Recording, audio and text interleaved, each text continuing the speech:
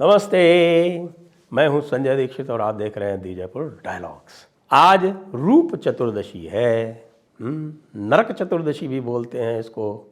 और रूप चतुर्दशी के दिन आपके लिए हम आपका जो मर्चेंडाइज स्टोर है जयपुर डायलॉग्स का, उसमें यह पोलो शर्ट लेके आए हैं। इस तरह के और अनेक पोलो शर्ट्स और भी हैं जो पहले आपकी राउंड नेक हुआ करती थी, उसी में पोलो भी आई हैं, लेकिन ये विशेष हैं। देखिए, ये एम्ब्लेम की तरह बना हुआ है।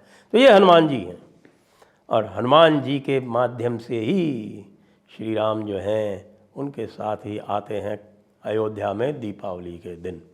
तो ये QR जो है इसको स्कैन करें या फिर नीचे जो लिंक दिया हुआ है उसको क्लिक करें और आपड़ा में जाके अपनी मनपसंद polo shirt, hoodies, round neck और अन्य प्रोडक्ट्स आप क्रय कर सकते हैं। बात करेंगे एक बार फिर से भाई इन अननोन गनमैन की। इन्होंने तो आफत मचा रखी है। मैं कह रहा हूँ कि आप देखिए कि ये पता नहीं क्या कर पड़ेंगे।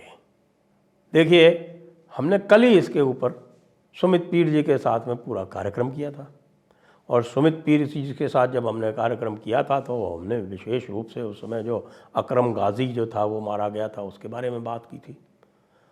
उसके पहले जो बड़े बड़े जो थे ना, दाऊद मलिक, शाहिद लतीफ़, ये सारे लोग जो थे, जो बड़े लोग थे, और अमीन कासमी गाज़ा में, इन सब की बात की थी। अब आप ये देखिए कि एक हफ्ते के भीतर अभी हमारी जो आवाज़ थी वो गूंज ही रही थी, तब तक पता चला कि भाई क्वेटा में, जो कि बलूचिस्तान की राजधानी है, लेकिन आपको ये जानकर खुशी होगी कि क्वेटा में पश्तून भी बड़ी लंबी संख्या में, बड़ी संख्या में रहते हैं।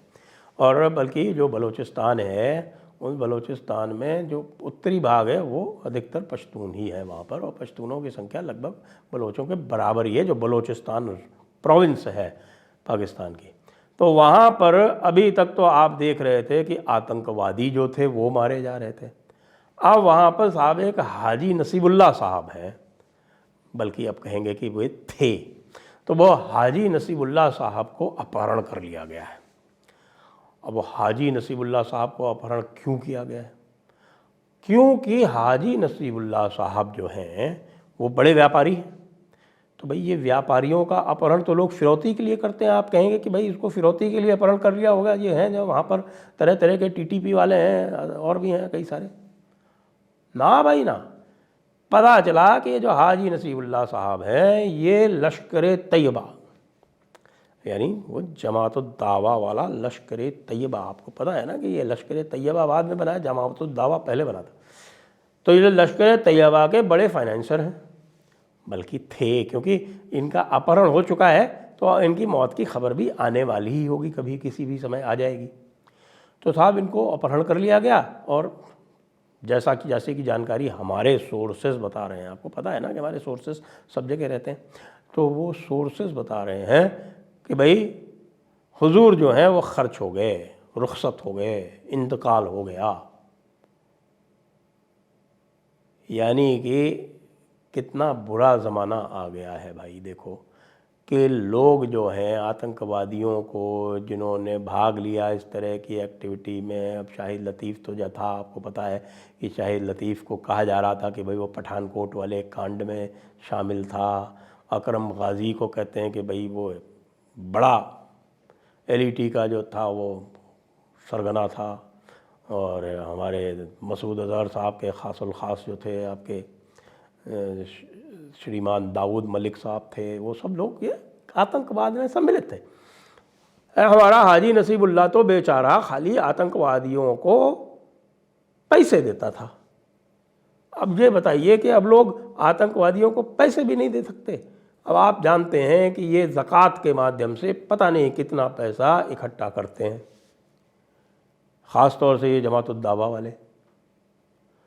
अब जमात-उद-दावा यानी लश्कर तैयबा वाले, तो ये लश्कर तैयबा वाले जो हैं ज़कात के माध्यम से पैसा इकट्ठा करते हैं। तो जो लोग ज़कात में पैसा देते हैं उनको भी मारोगे क्या तुम लोग, अननोन गनमैन, अज्ञात बंदूकधारियों? मैं तुमसे पूछ रहा हूँ, अज्ञात बंदूकधारियों, पैसे देने वालों को भी मारोगे? फिर तो काम हो चुका। हाँ, अब कल जो है वो बता रहे हैं कि कनाडा में आपस में लड़ भिड़ के 2 और मारे गए। अब वो भी अननोन गनमैन के ऊपर ही आएगा क्या? दुनिया में कोई भी किसी भी तरह की तशद्दुद होगी, किसी भी तरह का झगड़ा फसाद होगा, तो वो सब के सब तुम अननोन गनमैन ही कराओगे क्या? हो क्या रहा है ज़िंदगी में, हो क्या रहा है दुनिया में? तौबा तौबा तौबा तौबा। यानी कि आप क्या चाहते हो?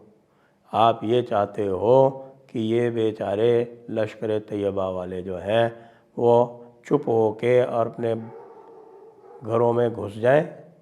अब तुम घरों में भी नहीं रहने देते। अब तुमने वो तारिक जमील साहब के साहबजादे को मार दिया। वैसे तो तारिक जमील के साहबजादे के बारे में बात दूसरी भी आ रही है। वो कह रहे हैं कि साहब कि वो लावतात के आदी थे, और लावतात की सज़ा जो होती है वो ये है कि भाई लावतात को अगर देखा जाएगा, लावतात आप जानते हैं ना, गे सेक्स, घबराइए नहीं, या हमारे इस पर चले जाइए थोड़ी वेबसाइट पे, और फतावा आलमगीरी का एक पूरा बढ़िया वाला वॉल्यूम पढ़ा है, किताबुल हदूद पढ़ी हुई है उसमें, और किताबुल जिहाद पढ़ी हुई है उसमें। उसको सबको देखिए ना, पढ़िए, उसमें आपको पता चल जाएगा कि लावतात क्या होता है। तो भाई वो लावतात के आदी थे, तो लावतात के कारण उनको जो है वो तारिक जमील साहब ने ही खर्च करवा दिया। लेकिन ये सब बेकार की बात है, क्योंकि अननोन गनमैन, याद रखें, अज्ञात बंदूकधारी जो है वो एक ऐसी शख्सियत है जिसको जिन्नात भी बस में नहीं कर सकते। क्योंकि तारिक जमील साहब को आप जानते हैं, उनकी जिन्नात से डायरेक्ट कम्युनिकेशन है, और उस डायरेक्ट कम्युनिकेशन के बावजूद वो जिन्नात को नहीं रोक पाए। अरे तारिक जमील, तुम अपने बेटे को लावतात के शौक़ से उबार नहीं पाए, बाकी सबको हूरों का शौक़ दिखाते रहे। यार उसको भी हूरों का शौक़ क्यों दिखा रहे? कोई ये यहाँ वाली हूर दे देते ना उसको, ऐसी भी नहीं मिली जो उनको दूर कर सकती उनके शौक़, उनके शौक़ों से। अब बच्चाबाजी तो यार अफगान करते हैं। खैर, आपकी इसका मतलब ये हुआ कि आपकी डायरेक्ट कम्युनिकेशन है नहीं, आप यूं ही फालतू में बकवास किया करते हो तारिक जमील मियाँ। अब ये बताओ ISI वालों, लोग ये कह रहे हैं कि तुम्हारे पास चूँकि पैसे की कमी हो गई है, तुम्हारे पास अब इन लोगों को पालने के लिए पैसे नहीं है, इसलिए तुम इस तरह की हरकतें करा रहे हो। ऐसा तो नहीं है कि तुम्हारे पास पैसे की इतनी कमी हो गई है कि तुम आजकल रॉ वालों से पैसा लेने लगे हो। ये बता देना हमको, देखो बता देना, हमें क्लैरिटी चाहिए। नहीं, अननोन गनमैन तो कहीं से भी आ सकते हैं ना। वो आपको पता है कि पश्तून तो वहाँ हर गली कूचे में पाया जाता है, पठान तो पूरे पाकिस्तान की रग रग में बसा है। कराची में खालिद रज़ा साहब खर्च हुए थे, आपको याद है? तो कराची में खालिद रज़ा साहब को कोई भी पठान टिका जाएगा, ये पठान तो बहुत मामूली से खर्चे में कर देते हैं भाई। कह रहे पाकिस्तान में पठान जो है 1 लाख पाकिस्तानी रुपए में जिसको चाहो उसको आप उड़वा दो। अब यार इतना पैसा तो रॉ के पास है ना। अब तुम ISI वालों जो है उल्टे पुल्टे काम करते हो। वहाँ कतर वालों को तुमने जो है वो कुछ उल्टा पुल्टा सिखा के और ये कहा कि भाई ये जो भारत के जो नेवी वाले हैं इनको टिका दो। ये भारत के नेवी वालों को कतर वालों ने बुलाया किस लिए था? उनको अपनी नेवी की ट्रेनिंग लेने के लिए बुलाया था।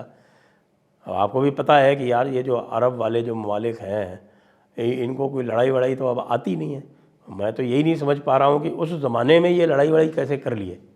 तो आज की जो हालात देखते हैं, ये तो बेचारे एक मच्छर मक्खी को भी नहीं मार सकते, खाली इतना ही काम कर सकते हैं कि भाई किसी को जो है वो बांध के और उसका गला काट दिया, उसको तलवार से उड़ा दिया। ये काम तो ये कर सकते हैं, लेकिन लड़ाई वड़ाई इनके बस की बात नहीं। वो यमन वाले जो हाउसी हैं उनसे भी नहीं ये लड़ पा रहे। ईरान वालों ने तो फिर भी थोड़ा जज्बा दिखाया भाई, वो इराक़ से लड़े थे और किसी से लड़े थे। लेकिन ये जो सुन्नी ममालिक हैं, इजराइल से कितनी बुरी तरह से पिट रहे, इनकी हिम्मत नहीं हो रही कि ये अपनी सेना वेना कुछ इकट्ठी करके कहीं इजराइल की तरफ भेज देंगे। सऊदी अरब को तो पता ही है ना कि वो यमन से ही नहीं जूझ पा रहे, तो इजराइल से क्या जूझेंगे। उनके जो पेट था बेचारा, यानी जिसको हम जानते हैं, इनका जो पेट हमास, उसकी जो बुरी गत बनाई जा रही है, जो बुरी गत बनाई जा रही है, पूरे विश्व में ये उदाहरण आ रहा है कि भाई इनको ठीक करने का यही एक तरीक़ा है। और ये जो इनकी जो थियोलॉजी है, जो इनकी आइडियोलॉजी है, जो इनका नज़रिया है, उस नज़रिए को अगर ठीक करना है तो यही एक तरीक़ा है। और यही तरीक़ा अज्ञात बंदूकधारी अडॉप्ट कर रहे हैं, उसका प्रयोग कर रहे हैं। इसलिए हम पूरी तरह से ये कह सकते हैं कि भाई ये जो अज्ञात बंदूकधारियों वाला मामला है, ये कतई संयोग नहीं है, यह पूर्णतया प्रयोग है। जय हिंद, जय भारत, वंदे मातरम।